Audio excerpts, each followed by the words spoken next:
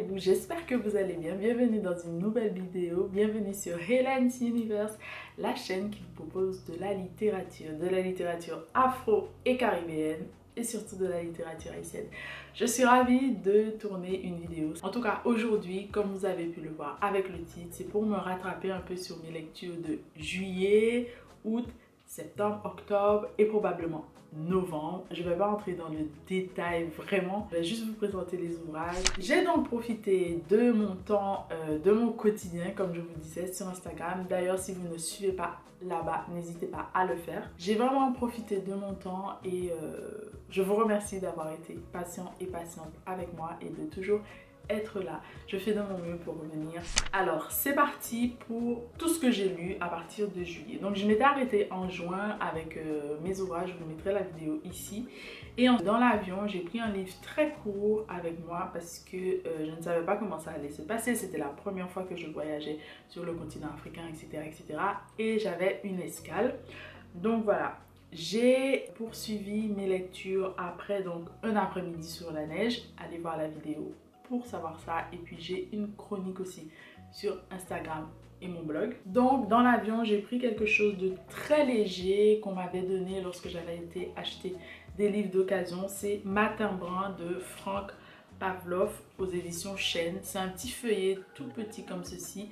C'était un ouvrage qui était une prescription scolaire, il me semble, il y a 3-4 ans.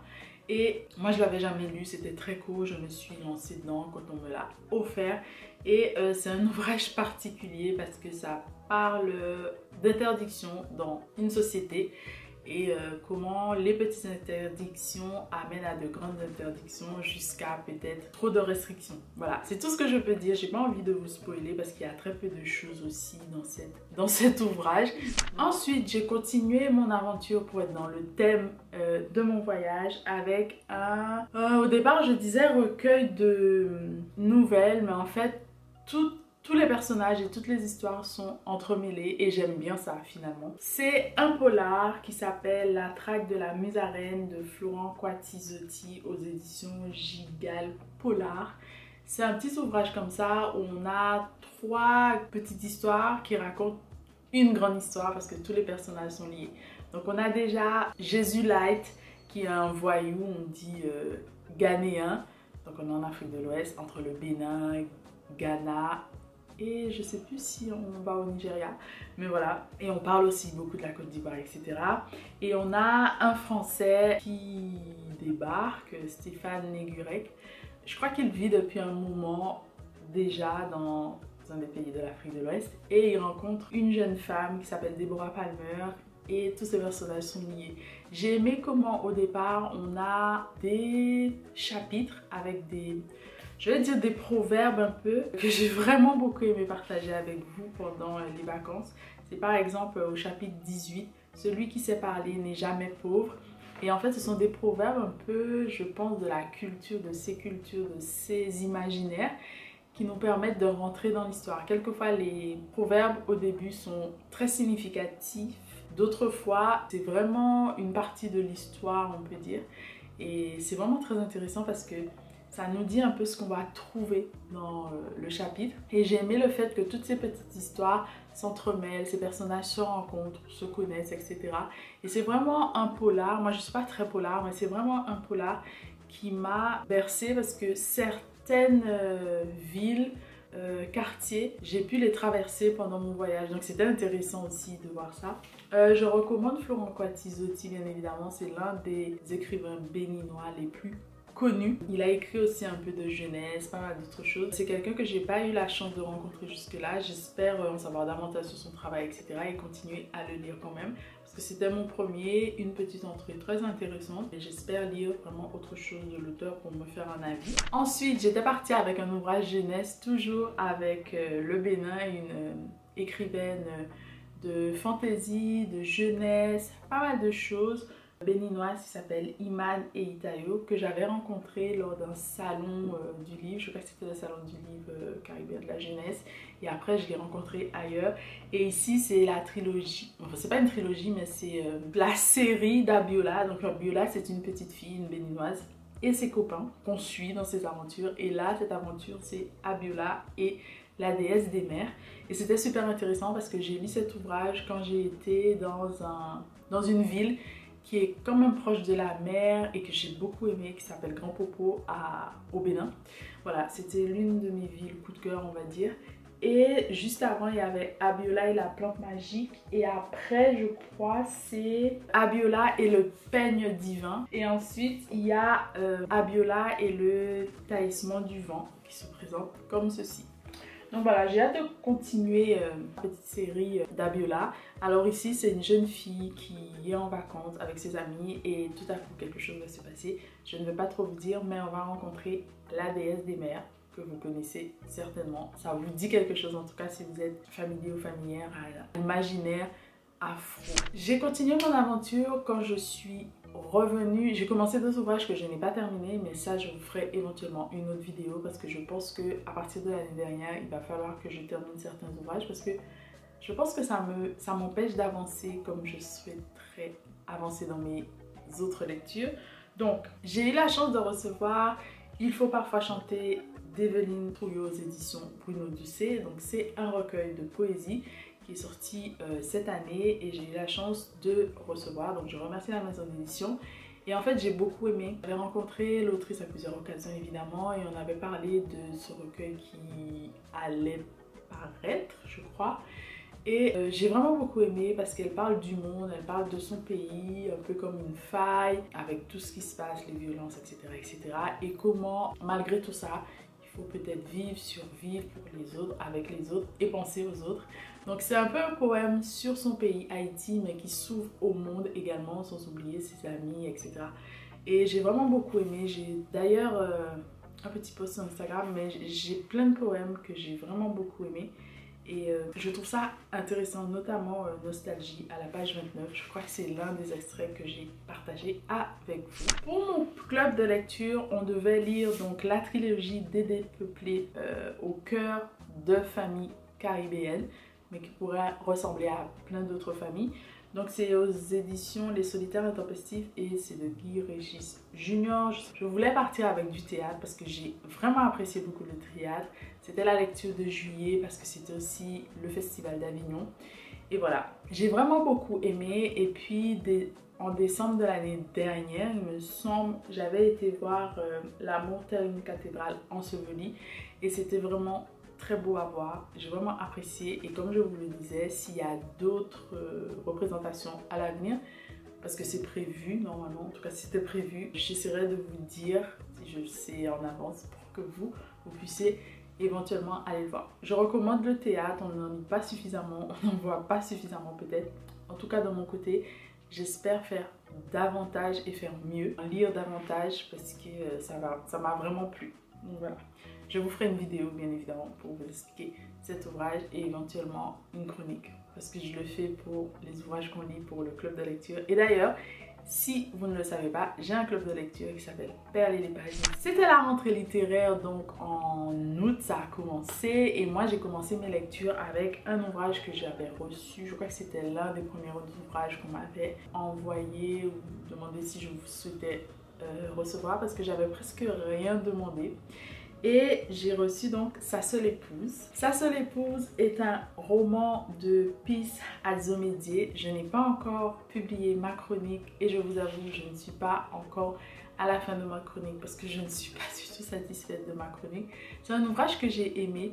Donc ici, on part avec une jeune fille qui s'appelle Effie et en fait, elle est promise à un jeune homme parce que ce jeune homme vient aussi de son village, etc. Il est un petit peu plus aisé, carrément plus aisé et en fait, elle va découvrir que on souhaite la marier à ce jeune homme parce que ce jeune homme a une vraie épouse, une autre épouse qui n'est pas conforme, que sa famille n'aime pas. Donc voilà, ça va être un vrai combat au quotidien et pendant tout le livre, mais je vous avoue, ça m'a bien fait. Je sais pas si c'est rire, mais plutôt rire jaune, oui. Et aussi me poser des questions sur pas mal de choses, comment les hommes peuvent agir par rapport à certaines choses, comment la famille peut agir. Et en fait, faire les bons choix ou essayer en tout cas de faire les bons choix dans sa relation. Et en fait, j'ai complètement aimé ce personnage, tous les personnages en vrai, ou presque. Et ça fait réfléchir en fait et j'ai vraiment beaucoup aimé. Donc là on est au Ghana, j'ai adoré aussi parce que j'ai pu écouter du High Life. C'est un style de musique, je crois que c'est de High Life, notamment que Fela Kuti avait commencé, etc. etc.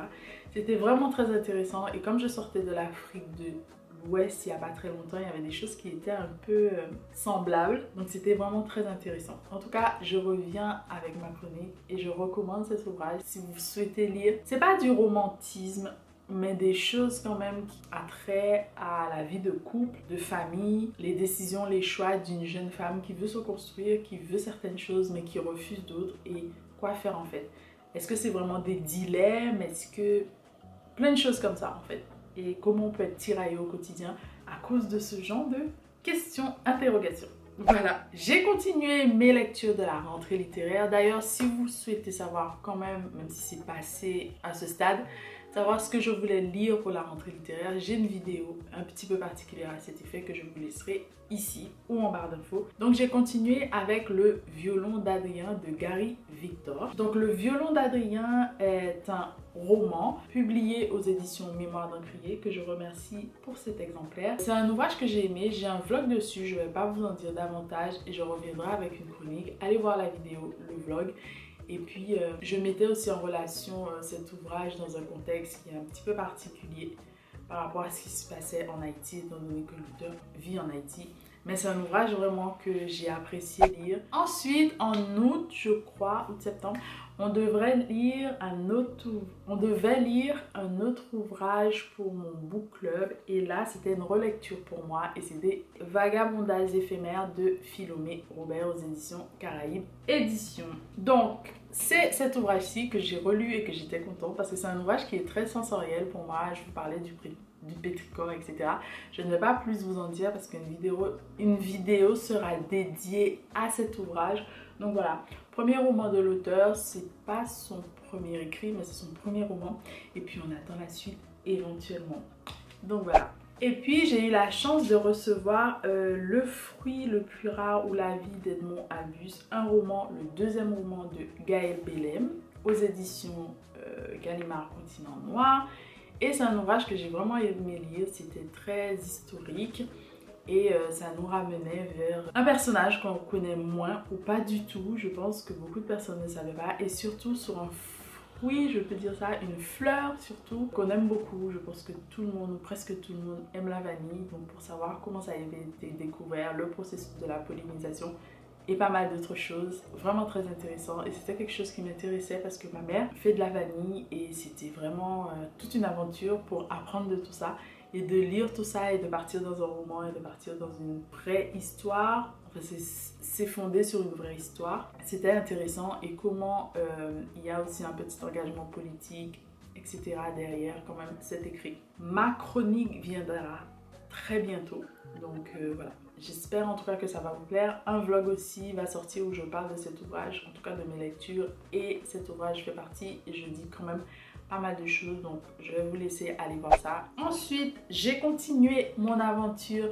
avec un autre roman, premier roman traduit pour l'écrivaine en français, mais c'est son 5e roman, il me semble. Donc c'est aux éditions Remue-Ménage, collection Les Martiales. C'est Voix, éclair et tonnerre de Myriam Chancy, que j'ai vraiment aimé. C'est un vrai petit coup de cœur pour cette année. D'ailleurs, j'ai hâte de vous faire ma vidéo de mes tops de l'année 2023. Restez connectés pour ça. C'est vraiment un ouvrage que j'ai aimé. Là encore, c'est un ouvrage où on a plusieurs personnages qui vont parler de comment ils vivaient avant, pendant le tremblement de terre de 2010 et éventuellement après. Et comment tous ces personnages sont liés. On a ici les voix de 5 femmes, il me semble, et 4 hommes, donc ces 9 personnages vont venir nous raconter tout ça et on va voir comment les personnages sont parfois liés, soit par leur nom, soit par leur rencontre, soit par leur connaissance et pas mal de choses, et on va voyager dans pas mal de continents et aussi de pays. J'ai vraiment apprécié, puis je me suis retrouvée aussi avec des engagements bien évidemment, des choses dont on entend souvent parler, dont on entend moins parler peut-être ici en Europe parce que c'est pas la préoccupation je pense de certaines personnes ici. À part si vous avez des liens, etc. C'est compréhensible. Mais voilà, c'était vraiment intéressant. Je ne vais pas plus vous en dire. Il y aura un vlog aussi Je vais essayer aussi de vous mettre des extraits que j'ai trouvé très beaux, très poétiques. C'est une traduction certes, mais ça nous apprend aussi à comprendre le métier de traducteur ou traductrice et aussi comment traduire de la littérature à la base anglophone avec des mots, des choses en français mais aussi en créole haïtien. C'est vraiment très intéressant, j'ai vraiment apprécié, je remercie beaucoup la maison d'édition. J'ai continué mon aventure avec un récit d'anticipation. Je n'en lis pas beaucoup, mais j'avais lu récemment un autre ouvrage donc de Katie Stewart au sein de la même maison d'édition, donc le label Mu, les éditions Nemos. Et j'avais beaucoup aimé et je me suis dit pourquoi pas continuer avec des personnes issues de la Caraïbe. Et c'est un ouvrage sur ma liste des livres à lire de la rentrée littéraire. Donc on continue quand même aussi dans la rentrée littéraire et c'était Les choses immobiles de Michael Rock. Première fois que je lis cet auteur, il a écrit Thé marron, je ne me suis pas lancée dedans parce que j'ai vu que c'était quand même assez épais pour quelqu'un qui ne lit pas du tout ce genre. J'aime certains auteurs qui en écrivent, mais c'est pas le style vers lequel j'irai en premier. J'adore cette couverture, je vous avoue, donc j'ai acheté aussi le livre pour la couverture, j'avoue, et l'histoire. On est en Martinique, il me semble, et on est avec deux frères, l'un qui vient de la métropole, donc ce qu'on dit la France métropolitaine, hexagonale, et qui revient au pays. Donc déjà, le thème du retour au pays, pour moi, est très significatif parce que c'est quelque chose que j'aurais aimé faire également. Et parce que j'ai plein de personnes, il y avait un mouvement aussi de retour au pays, notamment aux Antilles. Et quand je parle des Antilles, c'est pas que Guadeloupe, Martinique. Voilà, mais ici c'est le cas. J'ai rencontré plein de choses que je connaissais, dont j'avais entendu parler, etc. Et pour moi, c'était pas vraiment un récit d'anticipation parce que pour moi, tout ce qui est dit ici, se sont déjà réalisés. Donc, je sais pas trop. Je vous invite à le lire. C'est pas forcément une plume facile, entre guillemets, mais il faut s'accrocher. Moi, je pense que ça vaut quand même le coup d'aller lire cet auteur et de savoir ce qu'il fait. Voilà, après ça peut ne pas plaire, ça c'est une autre paire de manches. Moi, c'est mi-figue, mi-raisin, comme on dit, entre les deux. Voilà. J'ai continué mon aventure avec de la littérature haïtienne. Comme vous pouvez le voir, je lis beaucoup de littérature haïtienne parce que c'est aussi pour cela que vous me regardez, je pense, pour mes lectures de la littérature francophone, mais aussi haïtienne et afrodescendante, etc. Et j'ai continué avec toujours la rentrée littéraire, une histoire romaine de Louis-Philippe d'Alembert aux éditions Sabine Pespisa. Énième roman de Louis-Philippe d'Alembert. Ici, on était avec une famille à Rome. Je suis tombée amoureuse de Rome, je crois. Pari réussi pour l'auteur parce que je pense que c'est ce qu'il voulait faire. On est sur une période un peu en particulière. Je crois que c'est les années de plomb, je sais plus, en Italie. Et on part avec plein d'histoires, surtout deux familles qui sont liées grâce à un mariage. Et on va apprendre qu'une famille est juive. On va retourner sur les ancêtres de cette famille et comment la jeune, donc Laura qu'on va suivre, va se dépatouiller dans toute cette famille, toute cette tradition, etc. J'ai vraiment beaucoup aimé la partie qui nous aide à parcourir Rome et ça m'a donné envie de partir pour Rome.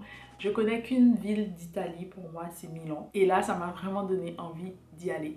Je recommande cet ouvrage pour ça aussi, pour la plume de Louis-Philippe d'Alembert également, et si vous aimez le côté historique, c'est très bien pour vous.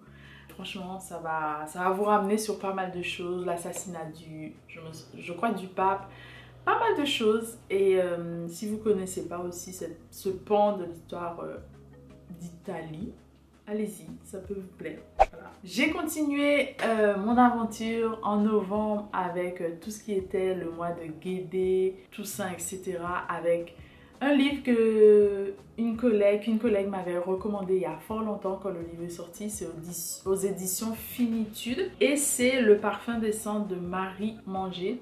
Donc c'est l'histoire d'un thanatopracteur, il me semble, donc un embaumeur, qui en définitive est particulier et on ne sait pas pourquoi. Et il y a une jeune femme qui va venir faire un peu une thèse sur ce métier et qui va suivre ce thanatopracteur, donc cet embaumeur.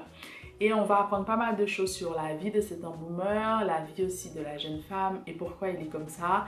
comment c'est arrivé également. Je ne vais pas vous dévoiler tout ça.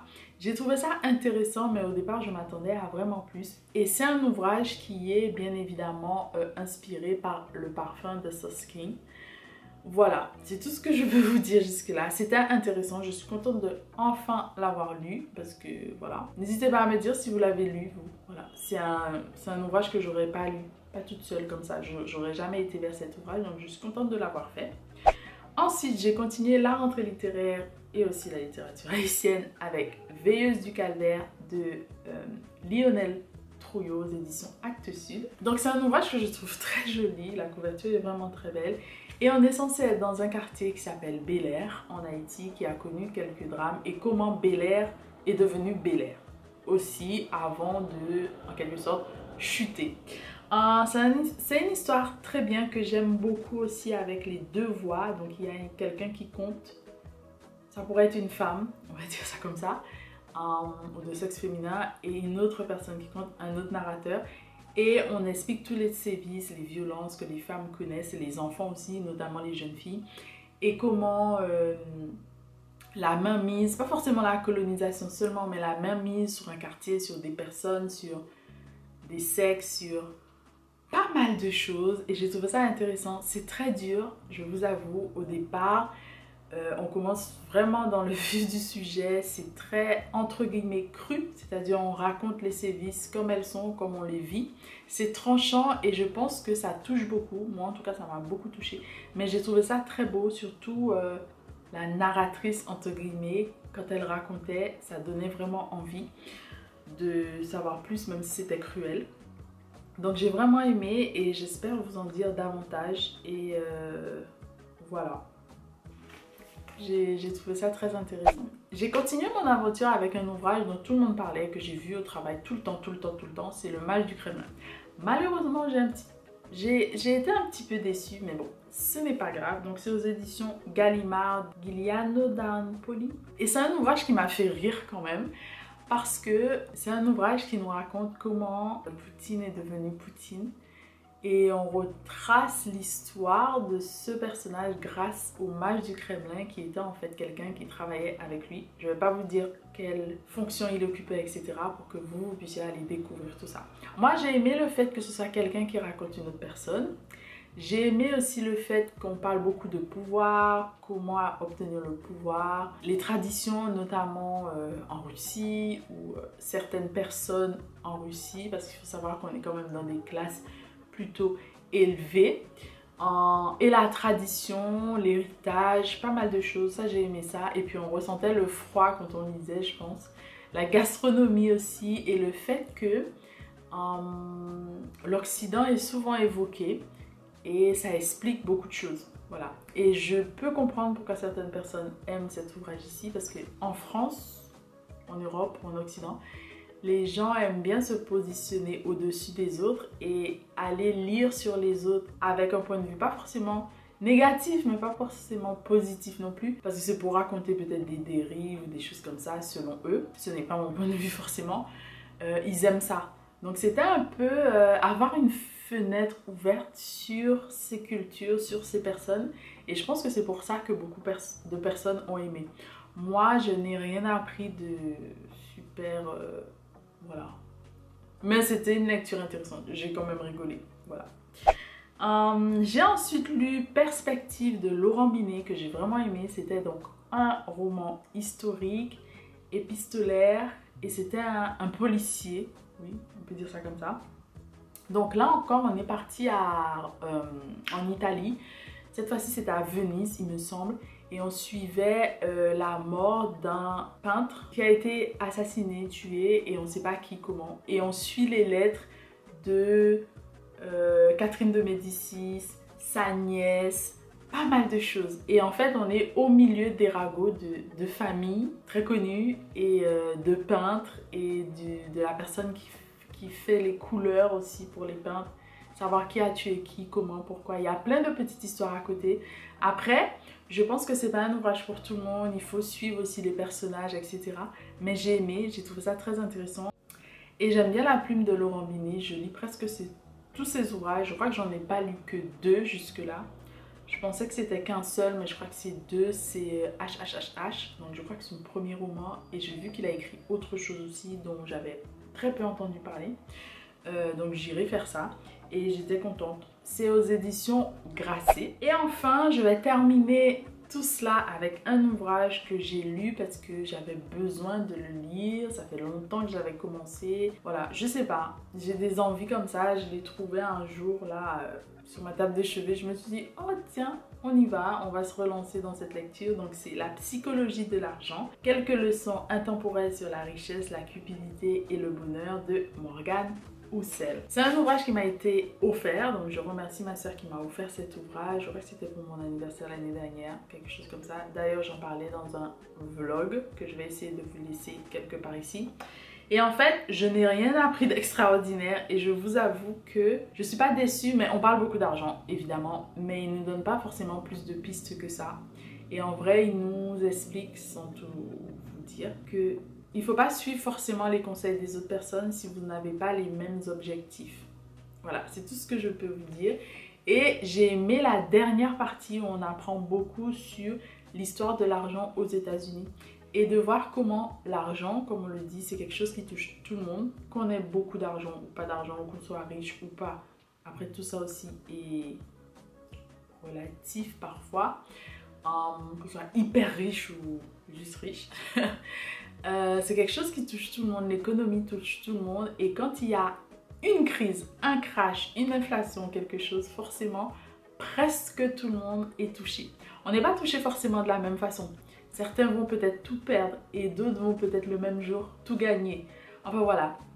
Et c'est super intéressant et je crois que j'ai voulu lire aussi cet ouvrage parce que j'ai été voir un film au cinéma qui est, je crois, Dumb Money et j'ai vraiment apprécié ce film et la mentalité concernant l'argent, etc.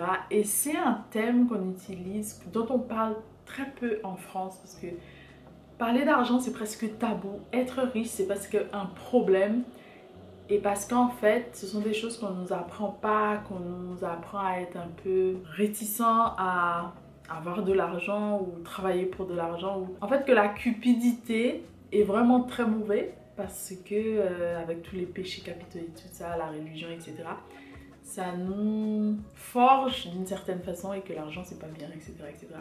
Donc voilà, c'était intéressant de lire cela, j'ai appris pas mal de choses.